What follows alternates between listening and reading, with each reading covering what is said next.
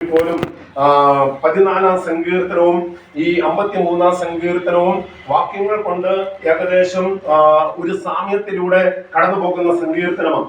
എന്നാൽ ഹല്ലേലൂയ 14-ാം സങ്കീർത്തനത്തിൽ ന്യായവിധിക്ക് ഊന്നൽ കൊടുത്തുകൊണ്ടാണ് ആ സങ്കീർത്തനം എഴുതുന്നതെങ്കിൽ അതിനകത്ത് അല്പമായ മാറ്റങ്ങളൊക്കെ ഉണ്ടെങ്കിലും അത് ന്യായവിധിക്ക് ഊന്നൽ കൊടുത്തുകൊണ്ടാണ് ആ സങ്കീർത്തനം എഴുതുന്നത്.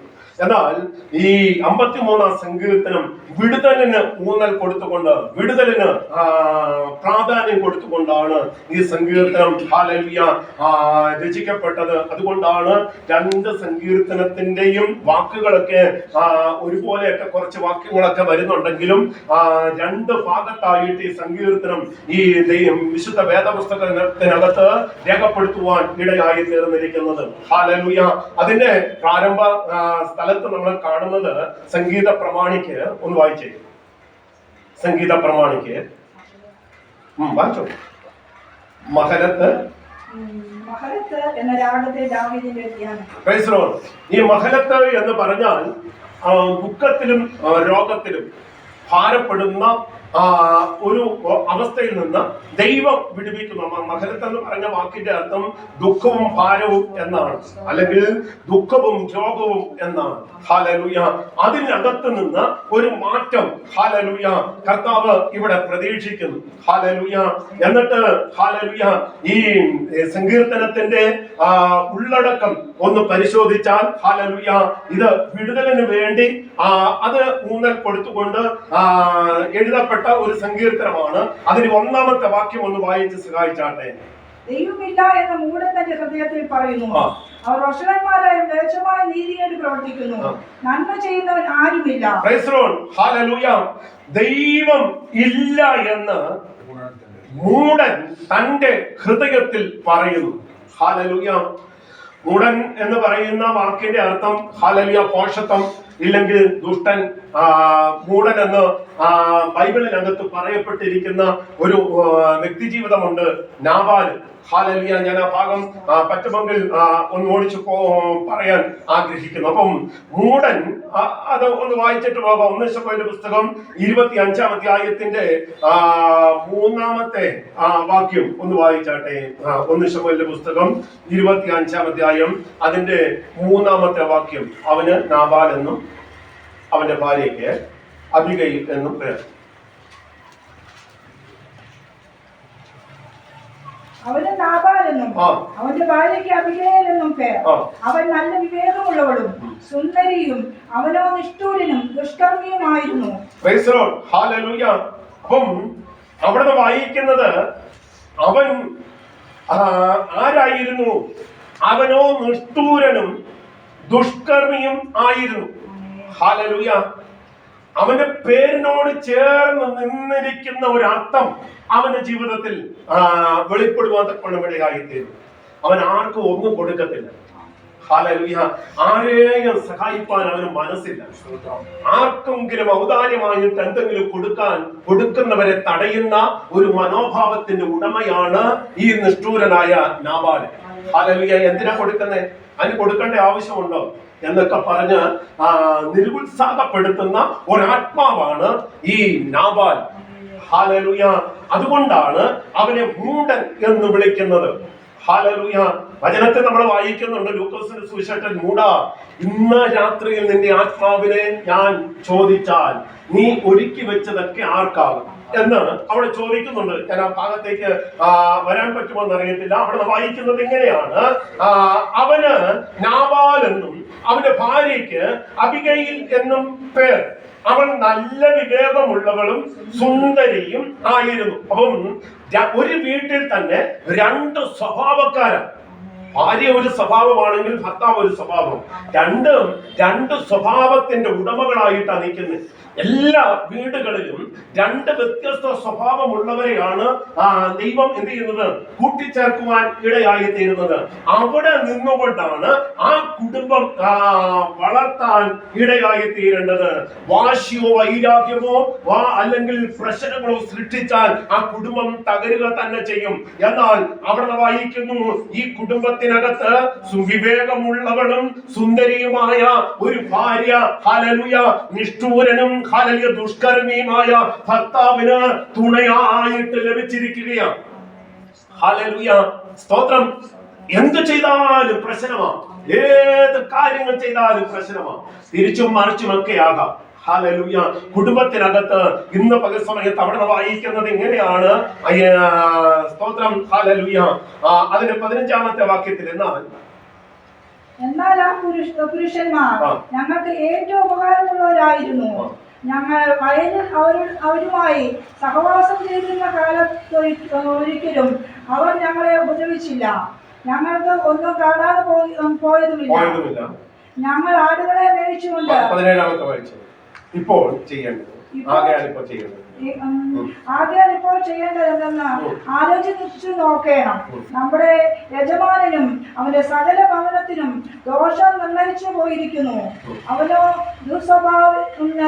ദുസ്വഭാവിയാകൊണ്ട് അവനോട് ആർക്കും ഒന്നും മിണ്ടിക്കൂടാ. ഇതാരാ പറയുന്നതെന്ന് അറിയാമോ? ഇതവന്റെ ബാല്യക്കാര് പറയുക.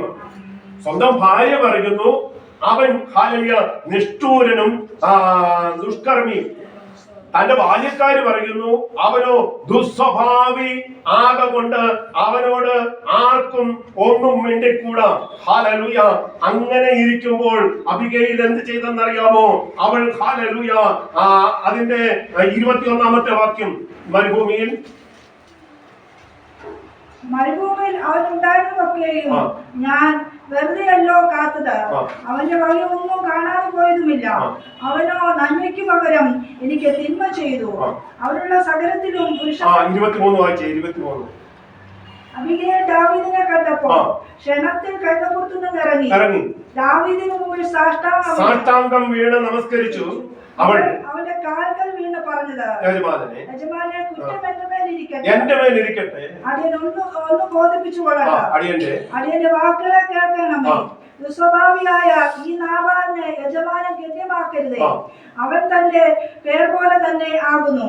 നാബാൽ എന്നല്ലോ അവന്റെ പേർ. ഭോഷത്വമത്രേ അവന്റെ പക്കലുള്ളത്. ദാവീദ് ആ കുടുംബത്തെ ഇല്ലാതെയാക്കാനുള്ള കാര്യങ്ങളുമായിട്ട് യാത്ര തുടരുമ്പോൾ ഇത് ഗ്രഹിച്ച അബിഗയിൽ എന്ത് ചെയ്തു? ഹല്ലേലൂയ. കഴുതപ്പുറത്ത് അവർക്ക് വേണ്ടുന്ന എല്ലാം ഹല്ലേലൂയ കരുതിക്കൊണ്ട് ദാവീദിന് എതിർപ്പെട്ട് ചെന്നിട്ട് ദാവീദിന്റെ കാൽക്കൽ വീണിട്ട് ക്ഷമ ചോദിക്കുന്ന ഒരു ഹല്ലേലൂയ അബിഗയിലിനെ നമുക്കവിടെ, നല്ലൊരു ഭാര്യയെ നമുക്കവിടെ കാണുവാനിടയായി തീരുന്നു. എന്നിട്ട് അവനോട് ഹല്ലേലൂയ ദാവീദിനോട് ചില കാര്യങ്ങളൊക്കെ പറയുന്നു. എന്നെയും എന്റെ കുടുംബത്തോടും ക്ഷമിക്കണം. ഹല്ലേലൂയ. നാബാല് ഹല്ലേലൂയ ഭോഷത്വമാണ്, അവന്റെ വാക്കിന്റെ അർത്ഥം ഭോഷത്വമാണ്. ഹല്ലേലൂയ അവന്റെ പേർ പോലെ തന്നെ അവൻ ഹല്ലേലൂയ അങ്ങ് നാബാലാണ് എന്ന് അവിടെ വ്യക്തമായിട്ടും വെളിപ്പെടുത്തുകയാണ്. ഇന്ന് പല സമയത്ത് ദൈവമക്കളെ ഹല്ലേലൂയ നമ്മുടെ സ്വഭാവത്തെ കുറിച്ച് നമ്മൾ നല്ലത് പറയും. ഹല്ലേലൂയ നമ്മുടെ കൂടെ ഉള്ളവരാ പറയുന്നത് നമ്മുടെ സ്വഭാവം എങ്ങനെയാണ്. ഹല്ലേലൂയ ഞാൻ പറയുന്നതെല്ലാം നല്ലതാണെന്ന് എനിക്ക് തോന്നാം, പക്ഷെ നമ്മുടെ കൂടെ ഉള്ളവർ പറയണം ഹല്ലേലൂയ ആ വ്യക്തി നല്ലതാണെന്ന്. ഹല്ലേലൂയ നമ്മുടെ കൂടെ സഹവാസം ചെയ്യുന്ന, നമ്മുടെ കൂടെ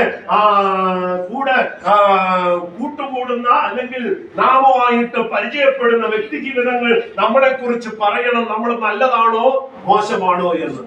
ഹല്ലേലൂയ നമ്മൾ പറഞ്ഞാൽ നാബാലിനോട് ചോദിച്ചാൽ പറയും ഞാൻ ചെയ്യുന്നതെല്ലാം നല്ലതാണ്, ഇത് എന്റെ സമ്പത്താണ്, ഇത് ഞാൻ എന്റെ കഷ്ടപ്പാടിൽ ഉണ്ടാക്കിയതാണ്, ഇതിൽ നിന്ന് സ്തോത്രം ആരെന്നെ ചോദിച്ചാലും എനിക്ക് കൊടുക്കാൻ പറ്റത്തില്ല എന്നൊക്കെ നാബാലിന് ന്യായമായിട്ടും തർക്കിച്ച് നിൽക്കാനൊക്കെ കഴിയും. ഹല്ലേലൂയ എന്നാൽ അബിഗയിൽ തന്റെ ഹല്ലേലൂയ ജീവിതത്തിലെ ഹല്ലേലൂയ തന്റെ ഹല്ലേലൂയ കുടുംബത്തിനകത്തെ പ്രശ്നങ്ങളെ മനസ്സിലാക്കി ദാവീദിന്റെ മുമ്പാകെ സാഷ്ടാംഗം വീണ് ഇന്ന് പകൽ സമയത്ത് ദൈവമക്കളെ മക്കളെ, നമ്മുടെ കുടുംബത്തിനകത്ത് ഉള്ള തകർച്ചകളെ ദൈവം മുമ്പാകെ സമർപ്പിച്ചുകൊണ്ട് പ്രാർത്ഥിക്കാൻ, കണ്ണുനീരൊഴുക്കാൻ ആരെഴുന്നേൽക്കുന്നോ ആ ഭവനത്തിനകത്ത് വിടുതല, ആ ഭവനത്തിനകത്ത് സന്തോഷമാ.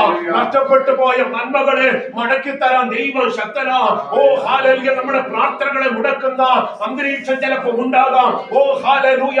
ഇനി ഹല്ലേലൂയ, നമ്മളെ വിരോധിക്കുന്ന ഇടപാടുകൾ ചിലപ്പോൾ ഉണ്ടായെന്ന് വന്നേക്കാം. എന്നാൽ ഇന്ന് പല സമയത്ത് ദൈവത്തിന്റെ ആത്മാവിന്റെ മുമ്പാകെ നെടുമ്പാട് വീണ് കരയുന്ന ഒരാൾ കുടുംബത്തിനകത്തുണ്ടെങ്കിൽ ആ കുടുംബം ശത്രുവിന്റെ കയ്യിൽ നിന്ന് രക്ഷിപ്പാൻ ദൈവത്തിന്റെ ആത്മാവ് സഹായിക്കുന്ന ദൈവമാ. Hallelujah, hallelujah. അവിടെ നാം വായിക്കുന്ന ആ ഭാഗം, ഞാൻ ആ സങ്കീർത്തനത്തിനകത്തു നിന്ന് മൂടൻ എന്ന വാക്കിന്റെ അർത്ഥത്തെ കുറിച്ച് പറയാനായിട്ടാണ് അബിഗയിലിനെ ഹല്ലേലൂയ ഈ സന്ദർഭത്തിലേക്ക് കൊണ്ടുവന്നത്. എന്നാൽ ദൈവമില്ല എന്ന് മൂടൻ തന്റെ ഹൃദയത്തിൽ പറയുന്നു. മൂടൻ പറയുന്നു, ആ സ്തോത്രം ഹല്ലേലൂയ, അവൻ പറയുന്നതാ ശരിയെന്ന്. അവൻ പറയുന്നതാ ശരിയെന്ന് മൂടൻ തന്റെ ഹൃദയത്തിൽ പറയുന്നു. ദൈവമില്ല എന്ന് അവൻ പറഞ്ഞാൽ അവന്റെ ശരി അതാ, അവന്റെ ശരി അതാ. ഹല്ലേലൂയ. ദൈവമില്ലെന്ന് മൂടൻ പറഞ്ഞാൽ എത്ര പേർ ദൈവമില്ല എന്ന് പറയുന്ന ഒരു സമൂഹം നമ്മുടെ കൂടെയുണ്ട്. സമൂഹം നമ്മുടെ ഹല്ലേലൂയ രാജ്യത്തുണ്ട്, ലോകത്തിലുണ്ട്. ദൈവത്തെ വിശ്വസിക്കാത്ത, ദൈവത്തെ ആരാധിക്കാത്ത ഒരു പറ്റം ജനം ഈ ദേശത്തിന്റെ നടുവിലുണ്ട്. ഹല്ലേലൂയ. എന്നാൽ ആ കൂട്ടത്തിൽ പെട്ട ഒരാളാണ് ആര്? ഈ അബിഗയിൽ. ഹല്ലേലൂയ.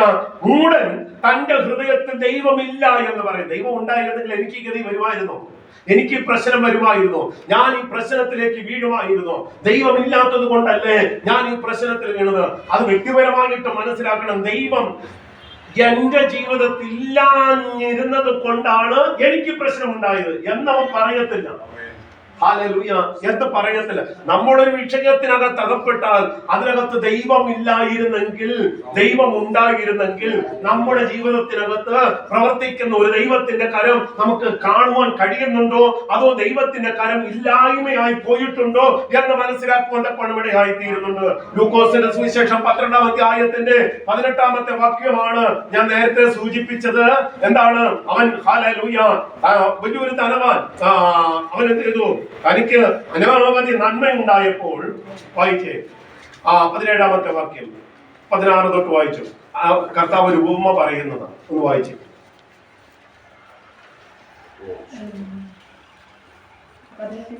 12-16-17. ഒരു ഉപമയും അവരോട് പറഞ്ഞത്, ധനവാനായൊരു മനുഷ്യന്റെ ഭൂമി നന്നായി വിളഞ്ഞു. അപ്പോൾ അവൻ, ഞാൻ എന്ത് ചെയ്യേണ്ടു? എന്റെ വിളവ് കൂട്ടിവെപ്പാൻ സ്ഥലം പോരാ എന്നുള്ളിൽ വിചാരിച്ചു.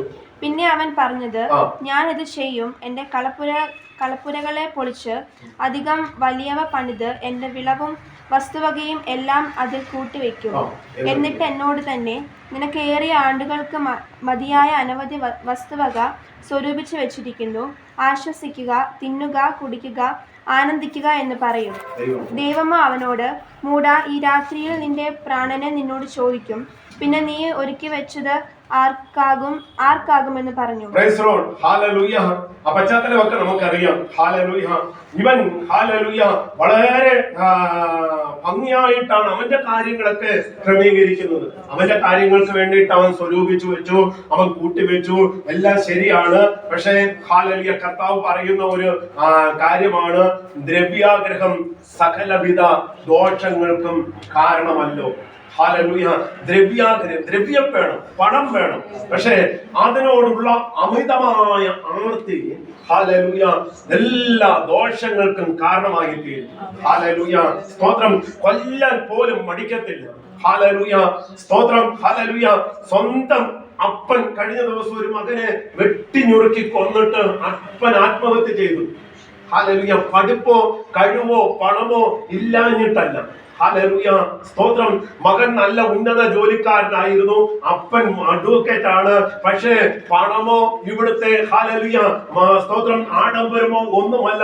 ജീവിതത്തിന്റെ സ്വസ്ഥത കെടുന്ന സമയത്ത് മനുഷ്യൻ ഭീകരനായിട്ട് മാറും. ഹല്ലേലൂയ. സ്തോത്രം. ഹല്ലേലൂയ. ഗ്രഹാം സ്റ്റെയിൻസിനെ ഹല്ലേലൂയ മക്കളെയും കൂടെ ചുട്ടുകൊന്ന ഒരു മനുഷ്യൻ ഹല്ലേലൂയ കഴിഞ്ഞ ദിവസം ക്രിസ്ത്യാനിയായി എന്ന് നമ്മൾ കാണുവാൻ ഇവിടെയായി തീർന്നു. ലോകമെല്ലാം നമ്മുടെ ദേശമെല്ലാം വളരെ വേദനപ്പെട്ടു. നല്ലൊരു സുവിശേഷകനെയും മക്കളെയും കൂടി ഹല്ലേലൂയ തീവ്രവാദികളായിരിക്കുന്ന മതവിരോധികൾ ഹല്ലേലൂയ അപ്പനെയും മക്കളെയും കൂടി വണ്ടിക്കകത്തിട്ട് ചുട്ടുകൊന്നു. ഹല്ലേലൂയ. പക്ഷേ അവിടെ ചില വർഷങ്ങൾ കഴിഞ്ഞപ്പോൾ ഒരു വിത്ത് മുളയ്ക്കാൻ ഇടയായി തീർന്നു. അവർ കുഴിച്ചിട്ട വിത്ത് അവിടെ മുളയ്ക്കാൻ തക്കവണ്ണം ഇടയായി തീർന്നു. അവനോട് ബന്ധപ്പെട്ട 65 കുടുംബക്കാർ ഇന്ന് കർത്താവിനെ അറിയാൻ തക്കവണ്ണം ഇടയായി തീർന്നു എന്ന് മാധ്യമങ്ങൾ വിളിച്ചു പറയുന്നു. എങ്കിൽ ഒരുവൻ ഹല്ലേലൂയ ഒരു കടുക് മണി അല്ലെങ്കിൽ ഗോതമ്പ് മണി നിലത്ത് വീണ് ചാകുന്നില്ലെങ്കിൽ ഫലം കഴിക്കാൻ കഴിയത്തില്ല. ഇന്ന് പകൽ സമയത്ത് ദൈവമക്കളെ ഇവിടെ വായിക്കുന്നത് ഇങ്ങനെയാണ്. അവൻ ഹല്ലേലൂയ തനിക്കുള്ളതെല്ലാം സ്വരൂപിച്ചു വെച്ചു. അത് ഉൾക്കൊള്ളാതെ വന്നപ്പോൾ അവൻ ഹല്ലേലൂയ നേരത്തെ ഉണ്ടായിരുന്നത് പൊളിച്ച് വലുതു പണിതു. ഹല്ലേലൂയ സ്തോത്രം. ആർക്കും ഒരു പ്രയോജനവുമില്ല. അവൻ പറയുകയാണ് എന്താണ്? തിന്നുക, കുടിക്കുക, ആനന്ദിക്കുക. ഹല്ലേലൂയ സ്തോത്രം. ഹല്ലേലൂയ എന്ന് പറഞ്ഞ് തന്നിൽ തന്നെ ആശ്വസിച്ചുകൊണ്ട് നിൽക്കുമ്പോൾ ദൈവമോ അവനോട് മൂടാ, ഈ രാത്രിയിൽ നിന്റെ പ്രാണനെ നിന്നോട് ചോദിക്കും, പിന്നെ നീ ഒരുക്കി വെച്ചത് ആർക്കാകും എന്ന് പറഞ്ഞു. ഹല്ലേലൂയ. നമ്മളൊക്കെ സ്തോത്രം ഹല്ലേലൂയ ഇവിടെ സ്ഥിരവാസത്തിന് വന്നവരല്ല. നമുക്കൊരു ദേശമുണ്ട്, നമുക്കൊരു ഭവനമുണ്ട്. ആ ഭവനത്തെ ലക്ഷ്യമാക്കിയുള്ള യാത്രയാണ് നമ്മൾ ഓരോരുത്തരും നയിക്കാൻ തക്കവണ്ണം ഇടയായി തീരേണ്ടത്. ഇന്നല്ലെങ്കിൽ നാളെ നാം ഈ ലോകത്ത് നിന്ന് മാറ്റപ്പെടും. നമ്മുടെ പേര് ഈ ലോകത്ത് ഇല്ലാതെ ആകെ പോകുന്ന ഒക്കെ സമയങ്ങളൊക്കെ ഉണ്ട്. പക്ഷെ ഇന്ന് പല സമയത്ത് ദൈവമക്കളെ, ദൈവം ഉണ്ടായിട്ടും മരിക്കുന്നവരും ദൈവം ഇല്ലാതെ മരിക്കുന്നവരും ഈ ഒരു ഗതിയിലേക്ക് മൂടാ, നീ ഒരുക്കി വെച്ച് ആർക്കാകും എന്ന് ചോദിക്കുമ്പോൾ ഹല്ലേലൂയ ഇവിടെ വ്യക്തമായിട്ട് പറയാൻ കഴിയണം. ഹല്ലേലൂയ. ആ ഭാഗത്തിൽ വായിക്കുന്നത് ഇങ്ങനെയാണ്: അവർ വഷളന്മാരായി മ്ലേച്ഛമായ നീതികേട് പ്രവർത്തിക്കുന്നു, നന്മ ചെയ്യുന്നവൻ ആരുമില്ല.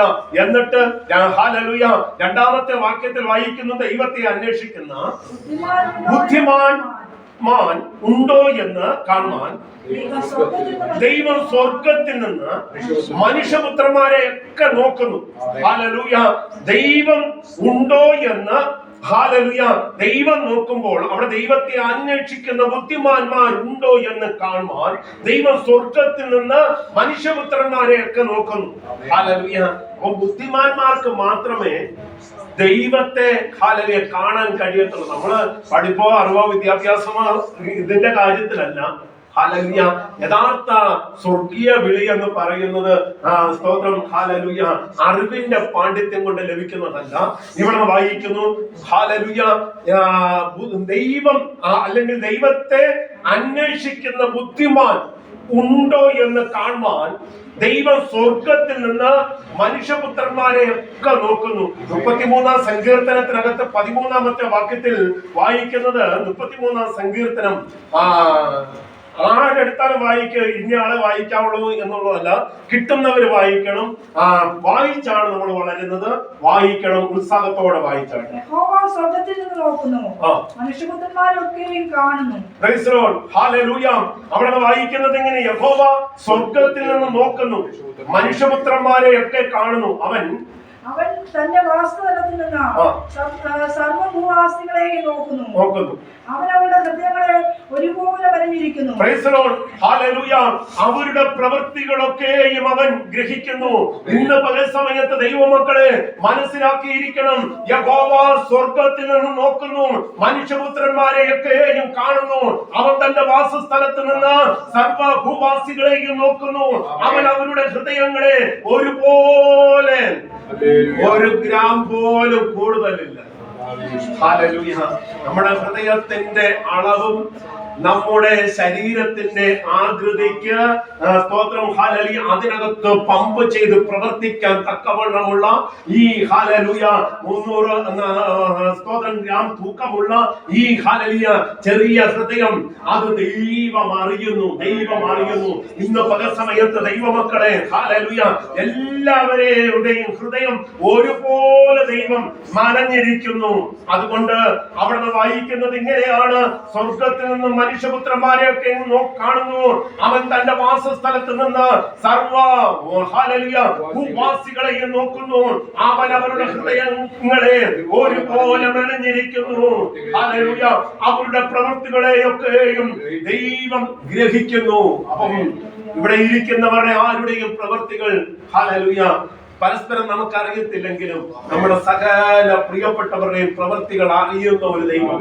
ഹല്ലേലൂയ. നമ്മുടെ പ്രവൃത്തികളെയൊക്കെ അറിയുന്ന ദൈവം. അവിടെയാണ് ദൈവത്തെ അന്വേഷിക്കുന്ന ബുദ്ധിമാനുണ്ടോ എന്ന് കാണുവാൻ ദൈവം സ്വർഗത്തിൽ നിന്ന് സ്തോത്രം മനുഷ്യപുത്രന്മാരെയൊക്കെയും നോക്കുന്നു. ഹല്ലേലൂയ.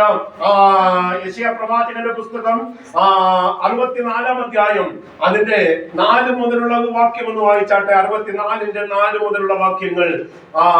നീ അല്ലാതെ ഒരു ദൈവം തന്നെ കാത്തിരിക്കുന്നവന് വേണ്ടി പ്രവർത്തിക്കുന്നത് പണ്ട് മുതൽ ആരും കേട്ടിട്ടില്ല, ഗ്രഹിച്ചിട്ടില്ല, കണ്ണുകൊണ്ട് കണ്ടിട്ടുമില്ല. സന്തോഷിച്ച് നീതി പ്രവർത്തിക്കുന്നവരെ നീ എതിരേൽക്കുന്നു. അവർ നിന്റെ വഴികളിൽ നിന്നെ ഓർക്കുന്നു. നീ കോപിച്ചപ്പോൾ ഞങ്ങൾ പാപത്തിൽ അകപ്പെട്ട് ഇതിൽ ഞങ്ങൾ ബഹുകാലം കഴിച്ചു. ഞങ്ങൾക്ക് രക്ഷ ഉണ്ടാകുമോ? ഞങ്ങളെല്ലാവരും അശുദ്ധനെ പോലെ ആയിത്തീർന്നു. ഞങ്ങളുടെ നീതി പ്രവൃത്തികളൊക്കെയും കറവരണ്ട തുണി പോലെ ഞങ്ങൾ എല്ലാവരും ഇല പോലെ വാടിപ്പോകുന്നു. അവിടെ വായിക്കുന്നത് ഇങ്ങനെയാണ്: ഞങ്ങളുടെ നീതി പ്രവൃത്തികളൊക്കെയും കറപുരണ്ട തുണി പോലെ ഞങ്ങൾ എല്ലാവരും ഒരുപോലെ വാടിപ്പോകുന്നു. ഞങ്ങളുടെ അകൃത്യങ്ങൾ ഞങ്ങളെ കാറ്റുപോലെ പറപ്പിച്ചു കളയുന്നു. ഇവിടെ വായിക്കുന്നത് ഇങ്ങനെയാണ്: ഒരു ദൈവം തന്നെ കാത്തിരിക്കുന്നവന് വേണ്ടി പ്രവർത്തിക്കുന്നത് പണ്ട് മുതൽ ആരെങ്കിലും കേട്ടിട്ടുണ്ടോ, ഗ്രഹിച്ചിട്ടുണ്ടോ, കണ്ണുകൊണ്ട് കണ്ടിട്ടുമുണ്ടോ? അതുകൊണ്ട് സന്തോഷിച്ച് നീതി പ്രവർത്തിക്കുന്നവരെ നീ എതിരേൽക്കുന്നു. അപ്പം നീതിയോടെ സന്തോഷത്തോടെ നീതി പ്രവർത്തിക്കുന്നവരെ ദൈവം എന്ത് ചെയ്യുന്നു? എതിരേൽക്കുന്നു. ഹല്ലേലൂയ. എതിരേൽക്കുന്നു. ഹല്ലേലൂയ. സന്തോഷത്തോടെ നീതി പ്രവർത്തിക്കണം. ഹല്ലേലൂയ. മനസ്സിൽ ഹല്ലേലൂയ കളങ്കം വെച്ച് നീതിമാനാണെന്ന് പറഞ്ഞു നടക്കാനല്ല, സന്തോഷത്തോടെ നീതി പ്രവർത്തിക്കണം. അങ്ങനെ ഉള്ളവരെ ദൈവം എന്ത് ചെയ്യുന്നു? എതിരേൽക്കുവാൻ ഇടയായി തീരുന്നു. അവർ നിന്റെ വഴികളിൽ നിന്നെ ഓർക്കുന്നു. അവൻ എന്ത് ചെയ്യും? അവൻ സഞ്ചരിക്കുന്ന വഴികളിലൊക്കെ, ജീവിച്ചിരിക്കുന്ന മേഖലകളിലൊക്കെ ദൈവത്തെ ഓർക്കും. ഹല്ലേലൂയ. ദൈവം കോപിച്ചാൽ ഞങ്ങൾ പാപത്തിൽ അകപ്പെടും. ഹല്ലേലൂയ. ദൈവം ഞങ്ങളുടെ മേൽ ഒരു കോപം അയച്ചാൽ ഞങ്ങൾ പാപത്തിൽ വീണു പോകും. ഹല്ലേലൂയ. അതുകൊണ്ട് ദൈവം കോപിക്കാതിരിക്കണമെങ്കിൽ, ഞങ്ങൾ പാപം ചെയ്യാതിരിക്കണമെങ്കിൽ ദൈവത്തിന്റെ വഴികളിൽ തന്നെ ഞങ്ങൾ നടക്കണം. അതിന് ദൈവത്തെ നമ്മൾ സ്നേഹിക്കണം. ദൈവത്തിൽ നിന്ന് അകന്നു പോയാൽ ദൈവത്തിന്റെ സ്നേഹം നമുക്ക് കാണാൻ കഴിയത്തില്ല. ഹല്ലേലൂയ. ഹല്ലേലൂയ. അതുകൊണ്ട് സ്തോത്രം, ഈ വാക്യത്തിന്റെ സ്തോത്രം ഉത്തരമായിട്ട് അവിടെ വായിക്കുന്നത് ഇങ്ങനെയാണ്. ഹല്ലേലൂയ. 3 മുതൽ 5 വരെയുള്ള വാക്യങ്ങൾ അതിന് ഉത്തരമായിട്ടാണ് നമുക്ക് അവിടെ കാണുവാൻ ഇടയായി തീരുന്നത്. ഇല്ല എന്ന് തന്നെയാണ് ദൈവം അവിടെ ഹല്ലേലൂയ വെളിപ്പെടുത്തുന്നത്. എന്താണ്? എല്ലാവരും പിൻവാങ്ങി ഒരുപോലെ കൊള്ളരുതാത്തവരായി തീർന്നു. നന്മ ചെയ്യുന്നവനില്ല, ഒരുത്തൻ പോലും ഇല്ല. നീതികേട് പ്രവർത്തിക്കുന്നവർ അറിയുന്നില്ലയോ? അപ്പം തിന്നു കളയുന്നത് പോലെ അവർ എന്റെ ജനത്തെ തിന്നു കളയുന്നു. ദൈവത്തോടവർ പ്രാർത്ഥിക്കുന്നില്ല. ഹല്ലേലൂയ. അനീതിയോ പാപമോ കുറവോ ഉള്ളവര് പ്രാർത്ഥിക്കാൻ തയ്യാറാകത്തില്ല. പ്രാർത്ഥിക്കാൻ തയ്യാറാകുന്നവർ ആരാണെന്നറിയാമോ? ദൈവസന്നിധിയിൽ ഹല്ലേലൂയ നീതിയുള്ളവര്. ഹല്ലേലൂയ.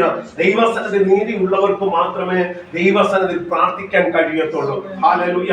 അവിടെ വായിക്കുന്നു, അവരിങ്ങനെ നിലവിളിക്കും. ഇത് വല്ല വാസ്തവം ഉണ്ടോ എന്ന് അവരിങ്ങനെ നിലവിളിക്കും. കർത്താവേ എന്നെ രക്ഷിക്കണേ. ഈ പാപം ചെയ്യുന്നവർ നിലവിളിക്കും, ദൈവമേ എന്നെ സഹായിക്കണേ എന്നൊക്കെ പറഞ്ഞ് നിലവിളിക്കും. പക്ഷേ ദൈവം ഹല്ലേലൂയ കണ്ട കാഴ്ചയാണ് 3 മുതൽ 5 വരെയുള്ള വാക്യങ്ങൾ.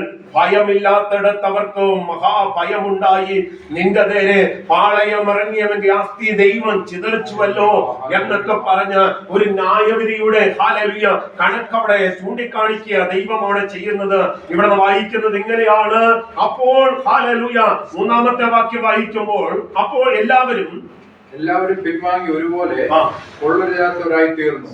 നന്മ ചെയ്യുന്നവനില്ല, ഒരുത്തൻ പോലുമില്ല. അപ്പോൾ അവിടെ വായിക്കും 3-ാമത്തെ വാക്യത്തിൽ നമ്മൾ വായിക്കുന്നു, ദൈവത്തിൽ നിന്ന് അകന്നവൻ എന്ത് ചെയ്യും? ഹല്ലേലൂയ, ദൈവത്തെ തള്ളിപ്പറയും. ഹല്ലേലൂയ. ഈ ദൈവത്തെയൊക്കെ ആരാധിച്ചിട്ടൊന്നും ഒരു ഗുണവും ഇല്ല, ഇതൊക്കെ വെറുതെയാണ് എന്നൊക്കെ പറഞ്ഞ് ദൈവത്തെ തള്ളിപ്പറയും. ഹല്ലേലൂയ. അതുകൊണ്ടാണ് അവിടെ വായിക്കുന്നത് എന്താണ്?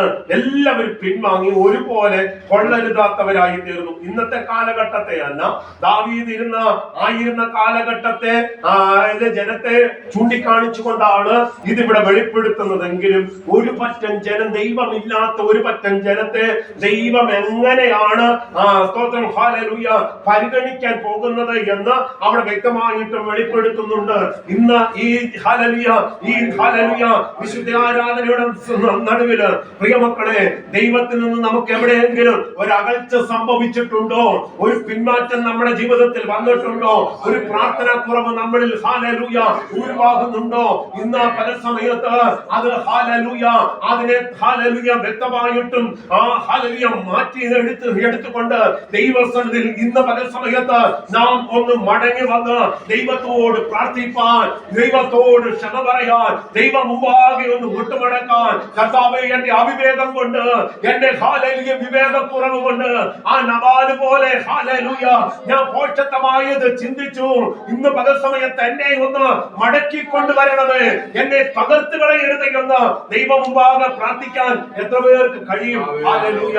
അവിടെയാണ് ദൈവത്തിന്റെ പ്രവൃത്തി വെളിപ്പെടുവാൻ കൊണ്ടുപിടിയായിരുന്നത്. റോമാലേഖനം 1-ാം അധ്യായം 21-ാമത്തെ വാക്യം വായിക്കുമ്പോൾ, റോമാലേഖനം 1-ാം അധ്യായം അതിന്റെ 21-ാമത്തെ വാക്യം ഒന്ന് വായിച്ചാട്ടെ. അവർ ദൈവത്തെ അറിഞ്ഞിട്ടും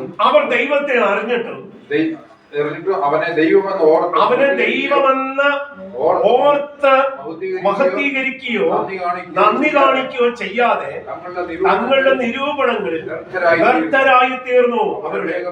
അവരുടെ വിവേകമില്ലാത്ത ഹൃദയം ഇരുണ്ടുപോയി. ജ്ഞാനികൾ എന്ന് പറഞ്ഞ് അവർ മൂഢരായിപ്പോയി.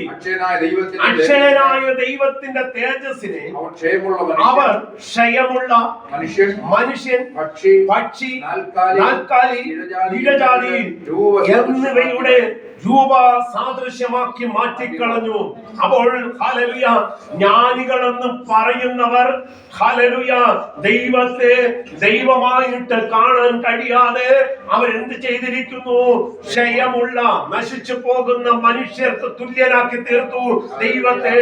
ഹല്ലേലൂയ പാറിപ്പറന്ന് നടക്കുന്ന ആത്മാവില്ലാത്ത പക്ഷിക്ക് തുല്യമാക്കി ദൈവത്തെ മാറ്റിക്കളഞ്ഞു. ഹല്ലേലൂയ അറവുശാലയിൽ കൊന്നു കളഞ്ഞുകൊണ്ടിരിക്കുന്ന നാൽക്കാലികൾക്ക് തുല്യനാക്കി ദൈവത്തെ മാറ്റിക്കളഞ്ഞു.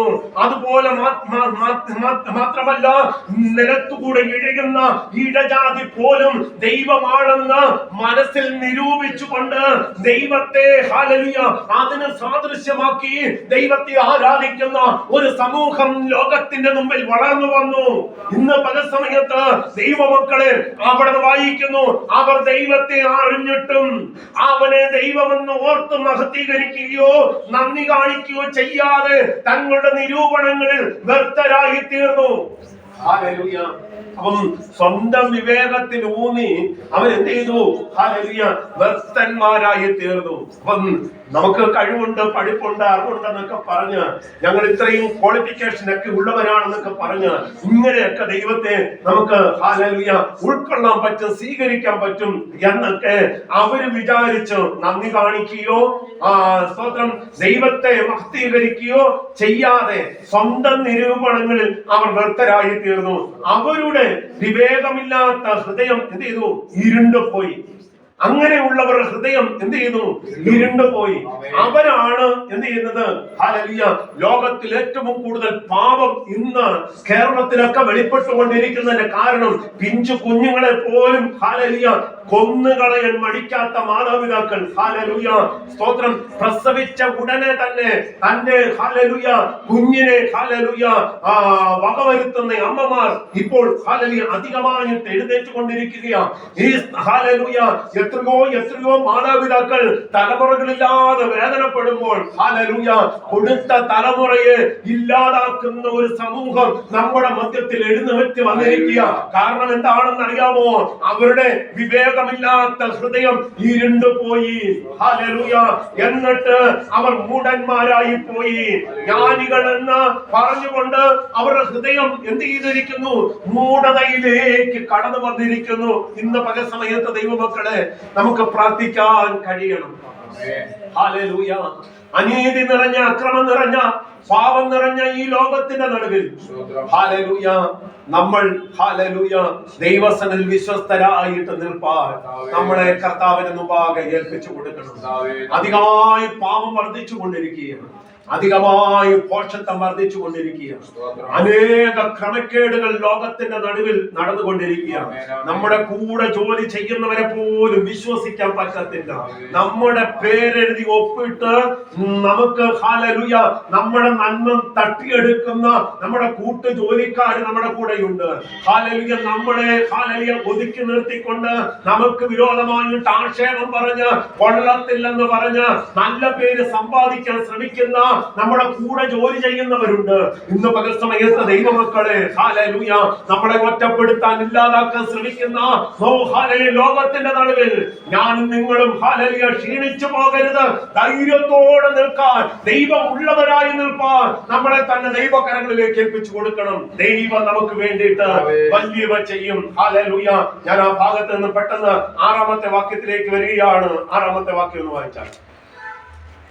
സിയോനിൽ ഇസ്രായേലിന് രക്ഷ വന്നെങ്കിൽ ദൈവം തന്നെ ജനത്തിന്റെ സ്ഥിതി മാറ്റുമ്പോൾ യാക്കോബ് സന്തോഷിക്കുകയും ഇസ്രായേൽ ആനന്ദിക്കുകയും ചെയ്യും. Price the Lord. ഹല്ലേലൂയ.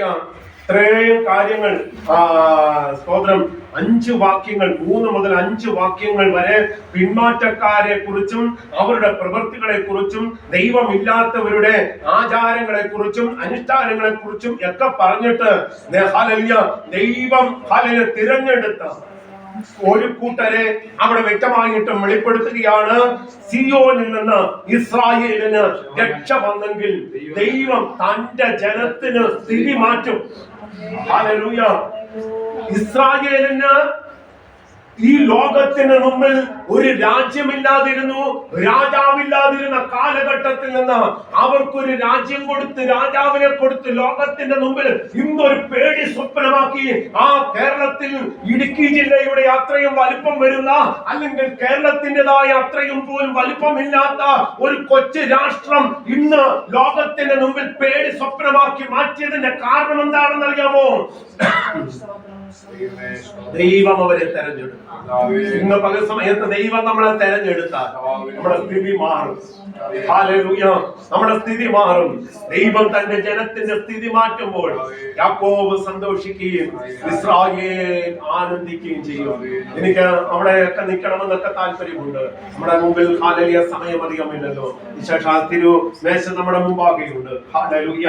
എന്ന് കളയുന്ന, ഹല്ലേലൂയ നശിപ്പിക്കുന്ന ഒരു സമൂഹത്തിന്റെ മധ്യത്തിൽ ഹല്ലേലൂയ അവർ അപ്പം തിന്നുന്നത് പോലെ അവർ എന്റെ ജനത്തെ തിന്നു കളയുന്നു. ഹല്ലേലൂയ. നീതികേട് പ്രവർത്തിക്കുന്നവർ അറിയുന്നില്ല, അനീതി പ്രവർത്തിക്കുന്നവർ അറിയുന്നില്ല. ഹല്ലേലൂയ. എന്റെ ജനത്തെ ഈ ലോകത്തിന്റെ മധ്യത്തിൽ അവർ തിന്നു കളയുകയും അപ്പം തിന്നുന്നത് പോലെ. ഹല്ലേലൂയ. ഹല്ലേലൂയ. നമുക്ക് ഒരുമിച്ച് ദൈവത്തിന് മുമ്പാകെ നമ്മളെ തന്നെ സമർപ്പിക്കാം. ഹല്ലേലൂയ. ഹല്ലേലൂയ. ഇന്ന് പല സമയത്ത് നമ്മളെ തന്നെ ദൈവകരങ്ങളിലേക്ക് ഏൽപ്പിക്കാം. കർത്താവേ, ഞങ്ങളുടെ സ്ഥിതി ഒന്ന് മാറ്റി തരണമേ.